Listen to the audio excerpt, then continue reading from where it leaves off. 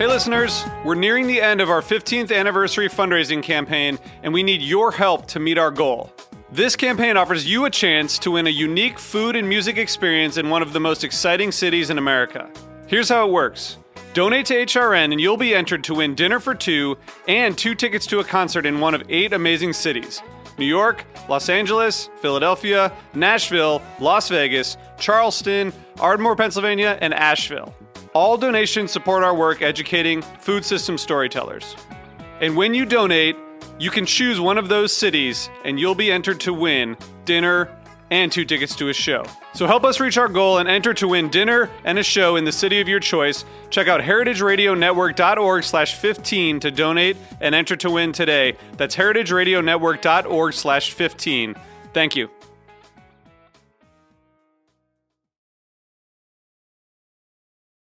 You're listening to Heritage Radio Network.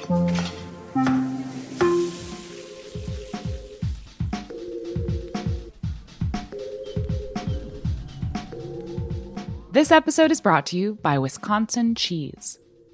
There's a reason when you think of Wisconsin, you think cheese. Cheese is a huge part of Wisconsin's history and future. In Wisconsin, the state of cheese, the tradition of cheese-making excellence began 180 years ago, before Wisconsin was recognized as a state. Immigrants traveled to settle in this lush green hills of Wisconsin, bringing their cheese-making traditions with them. These storied skills, combined with the freshest milk available, created a cheese-making culture that is uniquely Wisconsin. Wisconsin's 1,200 cheesemakers, many of whom are 3rd and 4th generation, continue to pass on old world traditions while adopting modern innovations in cheese-making craftsmanship. Find your next favorite cheese at wisconsincheese.com. I'm Lou Bank. And I'm Greg Benson. And this is an ad for Ancestral Agave Syrup, the critically acclaimed award-winning syrup that helps gringo bartenders better make margaritas, Negronis, Lou, hold up. Wait, old are you just fashions? This is how you start your podcast. What? It's not an ad for Ancestral Agave Syrup. Well, of course it is. I'm just cutting costs by not paying writers to make something new. I'm just using an old script. You pay writers? That's some kind of jab? No, I'm just saying that. What are you saying? Well, look, we've got this amazing syrup that's made in an ancestral manner, cooked down from the sap of the agave, harvested the way these families would to make pulque. It's a quality product. It deserves a quality presentation. Yeah, okay, hang on. Ancestral agave syrup is made by real families following traditional methods. Unlike the industrial Blue Weber syrup you get everywhere else, Ancestral is cooked down from agua miel, harvested from Salmiana in Hidalgo, Mexico. It is the grade A Vermont maple to the sticky diner syrup you've been using for your cocktails. Ingredients matter, both in how your cocktail tastes and how you treat the earth. Ancestral is better for both. Is that good? Sure. Or maybe confusing instead of cheesy. Look, just visit ancestralagave.com to learn more and to order your world-class agave syrup today. And we'll call that a wrap. Catch you next ad, Greg. Hasta pronto? Ancestral Agave Syrup. Available online at ancestralagave.org and wherever Greg and Lou are able to coerce store owners into carrying it.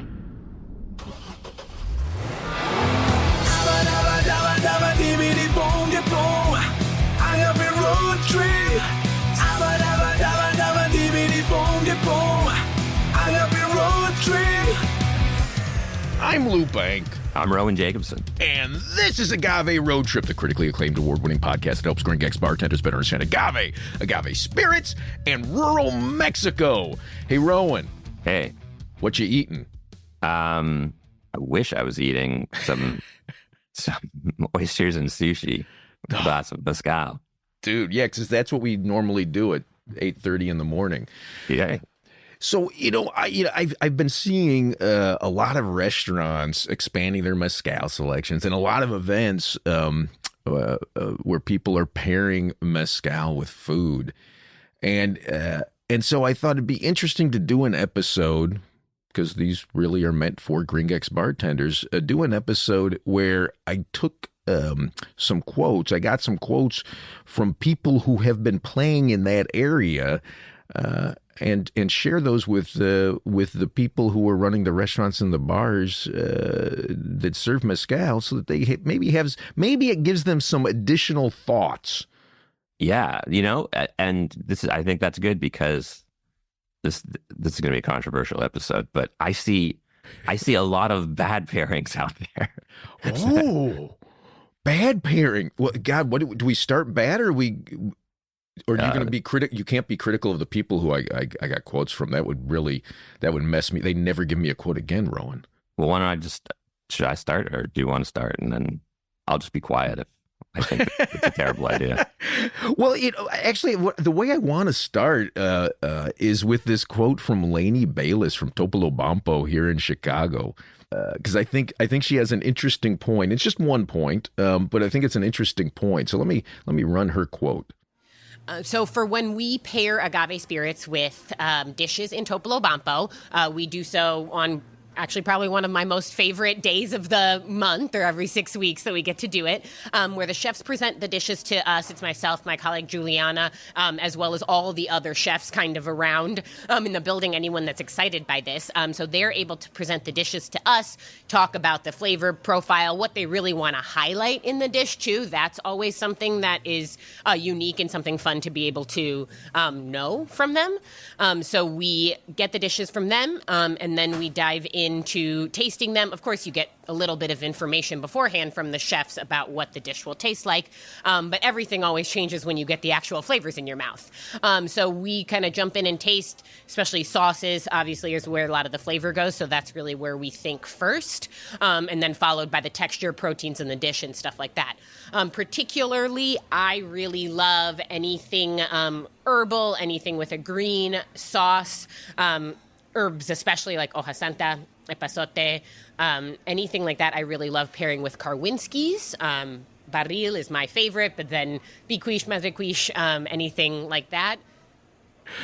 So, right off bat, what I like about Lainey's quote is she's talking about the broad spectrum of flavors in mezcal, right? So starting with the food and then trying to find a flavor profile in the bottles on her back bar that will work with that flavor profile. Yeah, for sure. It definitely is broader. Like, people just have this thing in their head, so they think mezcal, Mexican food, whatever Mexican food is, or, and so they tend to automatically, just like for cultural reasons, like put it together with like the iconic Oaxacan dishes. And I think it has much broader range than that. In fact, I think it's actually better with other things most of the time than your standard moles. But I like what she said about like the herbal flavors, because that's one of the things that has just like jumped out at me when I started tasting mezcal was all those green, vegetal notes that are so beautiful in it. So I think those are kind of what you want to like be looking at in pairings. Yeah. And I got another quote here from Francisco Tapia, the bar manager at Taco Vision in New York City.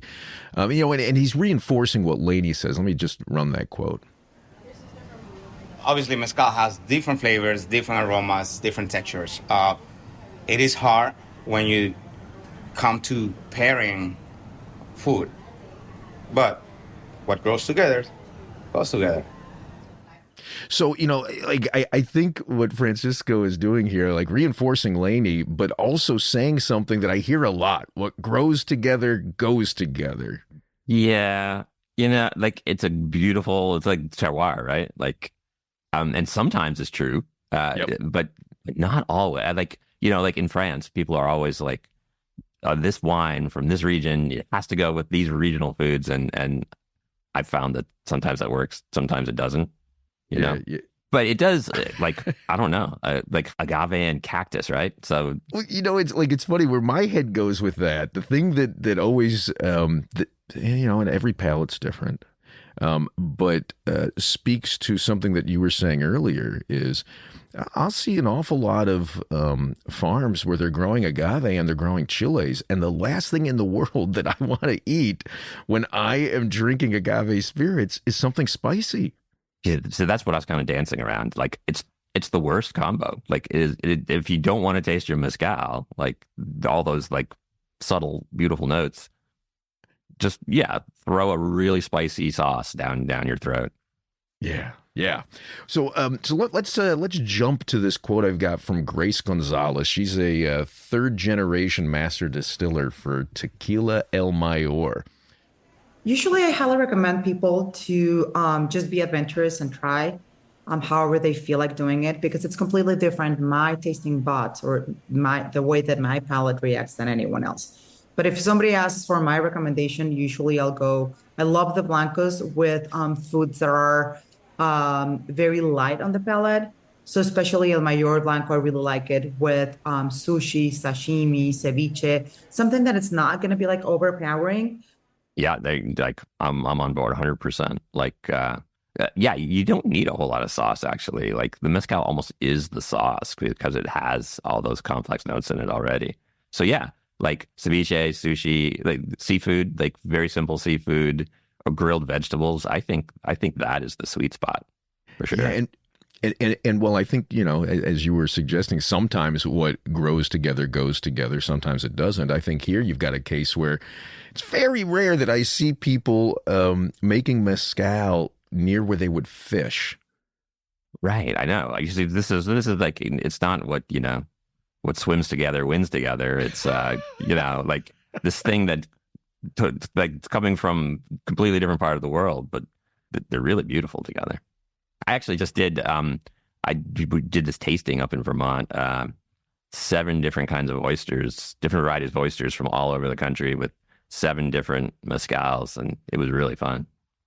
Okay, so tell me more about that. What was your theory going into that pairing? So I've done a lot of oyster pairings, like because I wrote a couple books about oysters. Oysters are they're really different. There's hundreds and hundreds of varieties out there. Back to the idea of terroir. They'll just take on different flavors from the waters they're in because they're filter feeders, and because of that, like it's really nice to put a bunch of different oysters on a plate with people so that they can really see those differences. Because when you put them side by side, it becomes really obvious. And salty stuff, I think mezcal is also good with salty stuff. So oysters are really salty. So it seemed like it would be just a natural pairing. So we tried it, and it was it was amazing. People were really blown away. You'll invite me to the next one, right? I will. Do you eat oysters? Yeah, I do. I make an exception for oysters, and I always felt like I was being bad when I cheated that way, right? Because the whole point to my diet is reduce the cholesterol, and I always thought oysters had a lot of cholesterol. But Shrimp somebody, Yeah, shrimp have a lot, right? Yeah, shrimp are outrageous. Somebody, it might even have been you, or maybe I read it in one of your books. I like the way you also I read a couple of books on oysters. You wrote a couple of the most seminal books on oysters. So I've been eating them more and more. But the thing that I don't know why I went down that road. I can't remember anymore. But the thing that is like clicking in the back of my head as you're talking about the oysters and the saltiness is, we don't talk a lot about how the water affects the flavor of these agave spirits. And so many of the communities, I mean, obviously, if you've got like a big factory and you're pumping out a ton of stuff, your water is going to be relatively filtered. But so many of these families that I'll buy my favorite bottles from, they're sourcing from local wells, from springs, and you'll have that natural minerality. And unlike the large distilleries that are making just a ton of whiskey, let's say, where they're pulling it off of the still at 80-90% ABV and then watering it down with something that's filtered water. Here, like, you'll get something that's distilled to maybe 60%. So now you're 40% that same water source that's going to be salty, that's going to be, right, minerally. And then they'll, instead of cutting it with water, they'll oftentimes cut it with the heads or tails. So there again, you're still like the heads and tails of the distillation. So there again, you're still, I guess you're not cutting with heads, but you know what I mean. You're mixing. Yeah. You're still keeping that flavor of the water in there. So, you know. Oh, yeah. It's half water. Yeah. It's half water. And it's the kind of water that these oysters would be living in, these fish would be living in. Yeah. Yeah, for sure. So, yeah, I agree with you. I think the water is probably a major component of some of these wilder mezcals. Yeah. So, okay, so the next quote I want to run is from Chef Mariana Alvarado Garcia of Masa Azul. And she does pop-ups in Las Vegas, was featured on Netflix's Taco Chronicles. And she suggests something that might also put people off. There's a rare delicacy in Mexico that drives me crazy. Good crazy. It's kind of weird because I'm talking about insects. Ants, in a specific, chicatana ants. You can make a quick salsa in a molcajete with some chile de árbol and a couple of tomatoes, aromatics, and a handful of chicatanas. Spread that into a fresh bolita heirloom corn tortilla, also indigenous of Oaxaca, while sipping on pechuga. And life is where it's supposed to be. So you know, it's funny. She's saying that the ants might put us off. I'm fine with actually I love the ants, because that to me is the ant eggs in particular, the Eskimo egg. Mm-hmm. Right. That to me is going back to the whole idea of the fish and the sushi and the roe and right. Mm-hmm. But man, once she threw that chili arbol on, she lost me. Yeah, but I think you're right on, you know, ants, eggs, oysters. You're talking stuff, again, it's salty, but it's also really high in umami. Yep. And I think maybe that's what we're getting at with a lot of these recommendations is like mezcal pairs quite well with umami, which is good because like wine doesn't, you know. So wine doesn't. Wine, I feel like always fails with, like, if you think about a really high umami food like anchovies or something, like that's tough for wine. Like people usually recommend some super high acid white, but that's just like, that's almost like surrendering, right? You're like, just like throw some lemon juice at, you know, to like make the problem go away. Oh, see, I don't drink wine. I get angry at grapes, Rowan. Yeah. I feel like they get too much attention and agave doesn't get enough, so I get angry at grapes, so I don't drink wine. They do get too much attention. Agave has all the like more variables at play in terms of the production of it and all the terroir factors, and yeah, I mean it should be the other wine, and it's becoming, I think. Yeah. Though after this quote, neither of us is going to be invited on a wine enthusiast podcast anymore. Yeah, I think that's safe. Yeah. Okay. So then let's roll over to my friend Kate Auca and Chef Adrian Villarreal of Tahona in San Diego. They sent this note in about things to avoid.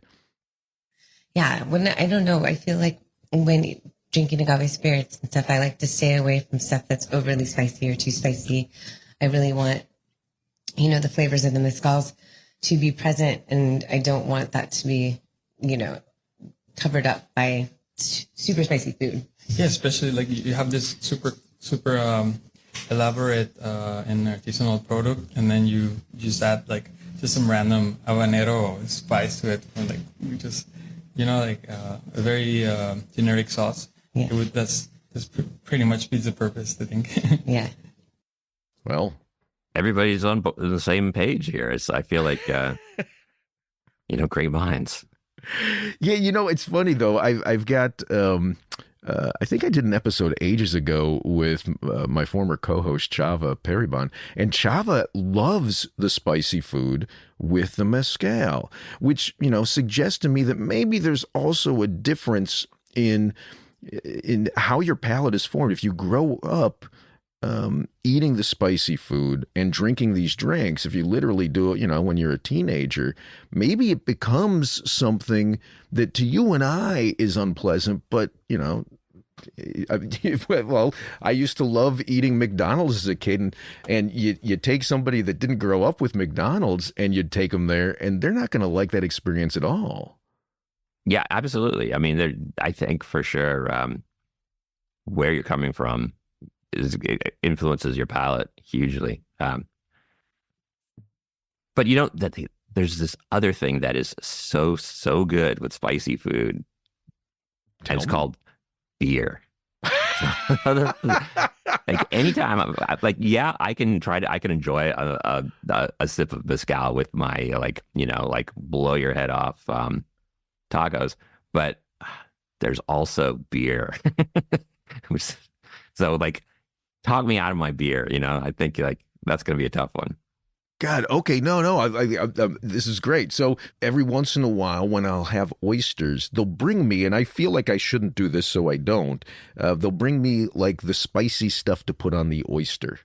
Mm-hmm. And I don't do that for the same reason that I don't like the spicy food with the mezcal. I want to taste the oyster, particularly since, having conversations with you, I feel like it's my obligation to honor that oyster by eating it in its, in its natural state. So I'm wondering, is that when you drink beer with your oysters, when you do put the spicy stuff on? I actually think beer is great with oysters, always too.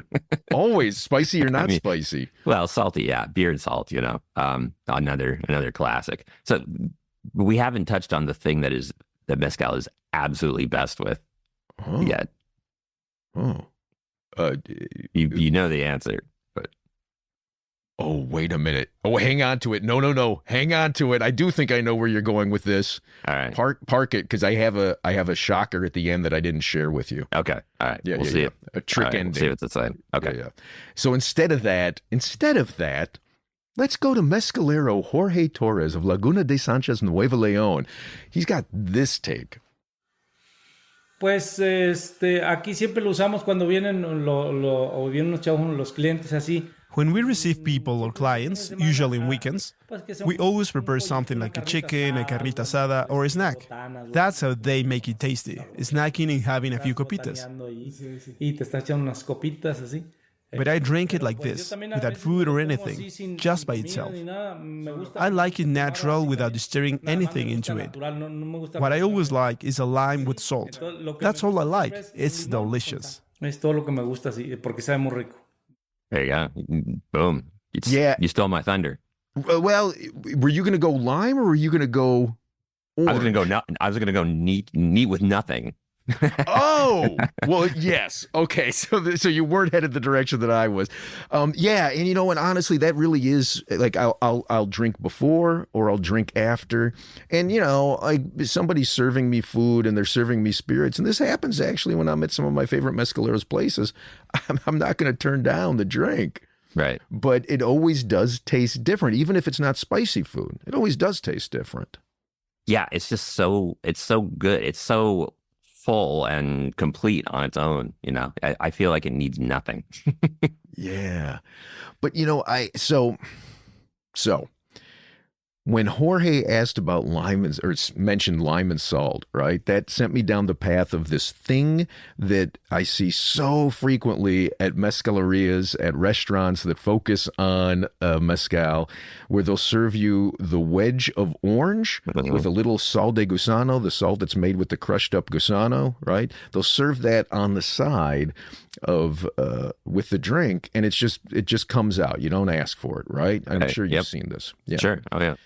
Well, and it sent me down this path of wondering, okay, so where did that tradition come from? Where did it start? And I started asking around, and I couldn't find anybody who could remember, the first, at least older people who could remember the first time that they had that. Yeah. And I couldn't find any reference to it in books that predated the mid 2000s.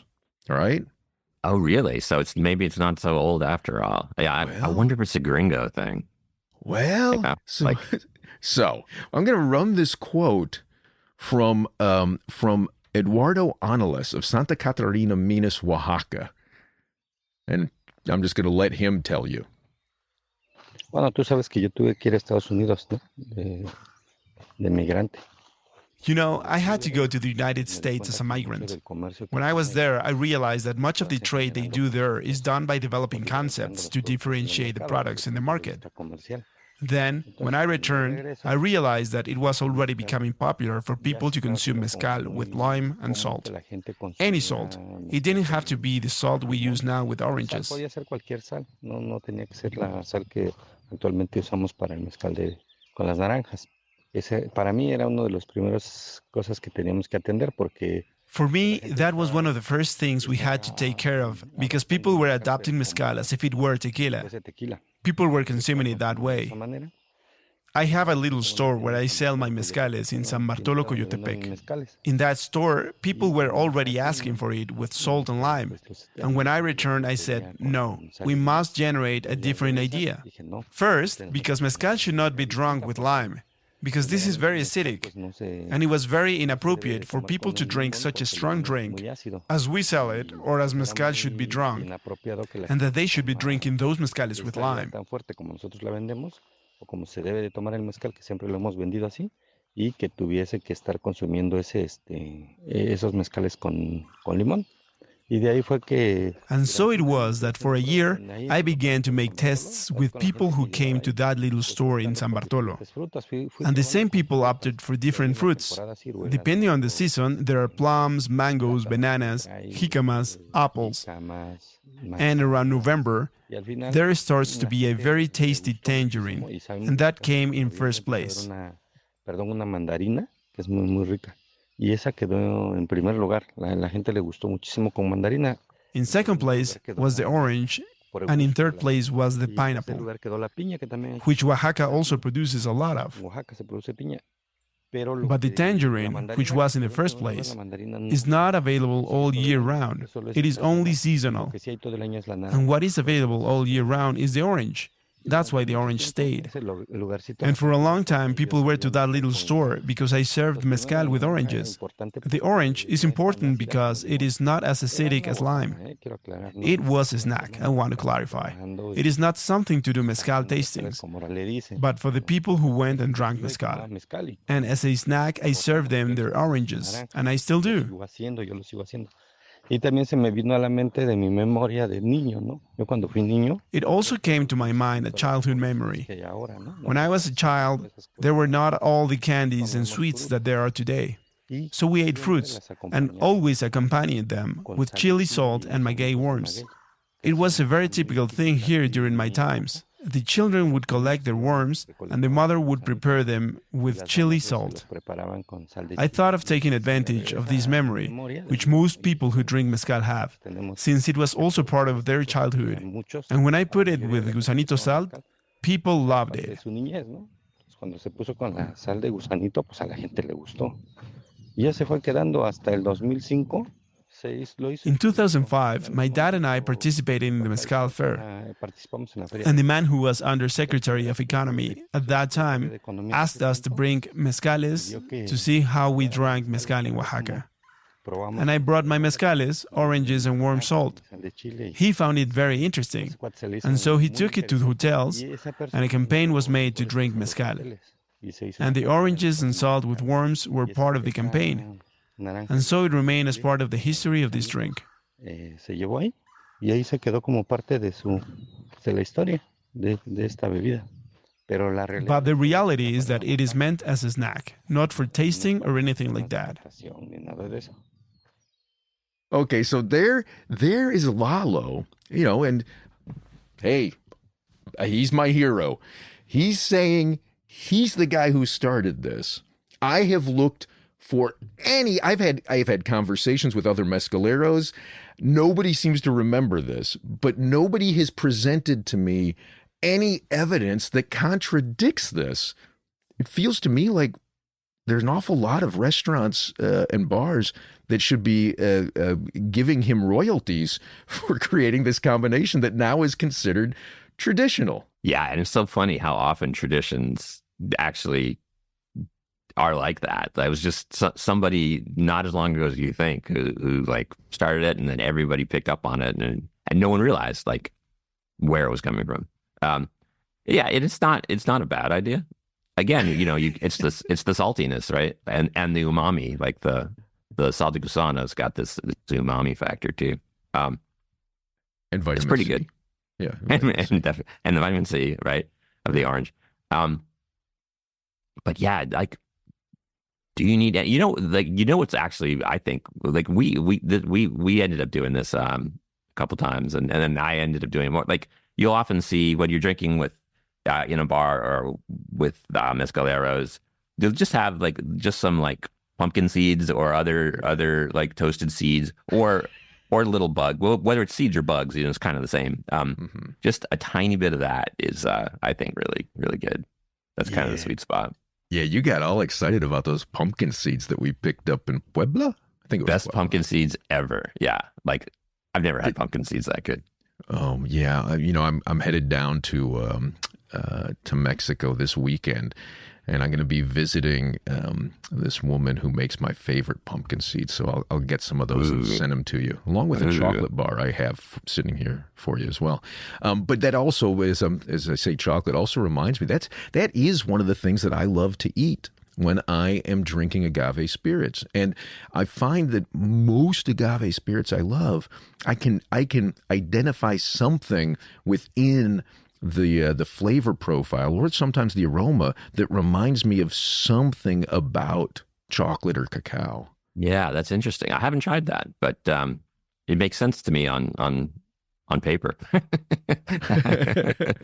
Wait. So when we were traveling and we had all that chocolate, we didn't eat any chocolate while we were drinking? I don't think we were eating that chocolate in the car at like 8 a.m. Surprisingly, we weren't drinking at 8 a.m. I was trying to act like a professional. Right.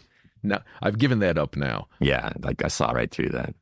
Well, I think then that means that we have to put something on the calendar to have some chocolate and agave spirits together, and we'll get some pumpkin seeds and we'll make a whole festival out of it.